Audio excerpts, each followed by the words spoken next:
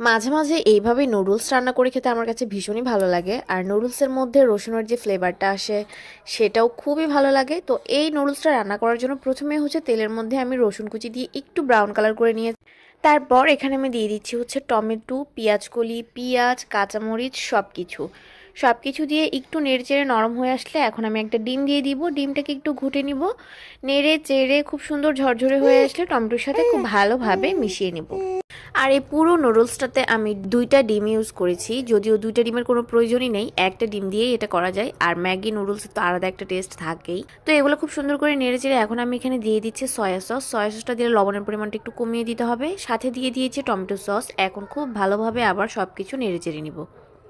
সব কিছু সসের সাথে ভালোভাবে মেশানো হয়ে গেলে এখানে একটু পানি দিয়ে দিব, আর দিয়ে দিব হচ্ছে নুডলসগুলো দিয়ে ঢাকনা দিয়ে আগুনটা একটু কম দিয়ে রেখে দিব যাতে নুডলসগুলো খুব ভালোভাবে সিদ্ধ হয়ে যায়। আর একটু গায়ে গায়ে পানি থাকতে এর মধ্যে দিয়ে দিব হচ্ছে মশলা। ম্যাগি নুডলসের মশলাগুলোই দিব এখানে, এক্সট্রা আর কোনো মশলা ব্যবহার করব না। মশলাগুলো দিয়ে একটু নেড়ে চেড়ে আবার ঢেকে রেখে দিব কিছুক্ষণ। আর তারপর হয়ে আসলে এর মধ্যে একটা ডিম জাস্ট উপরে ভেঙে এভাবে দিয়ে দিব, আর ঢাকনাটা দিয়ে আরও কিছুক্ষণ রেখে দিব। ডিমটা দেওয়ার পর হচ্ছে একটু কাঁচা কাঁচা থাকলে কুসুমটা খেতে অনেক বেশি ভালো লাগে। তো আগের বার ওরকম কাঁচা কাঁচা কুসুম ছিল, এবার একটু সময় বেশি হয়ে গেছে যার কারণে কুসুমটা সেদ্ধ হয়ে গেছে। যাই হোক, এভাবে খেতে বেশ ভালো লাগে নুডলস।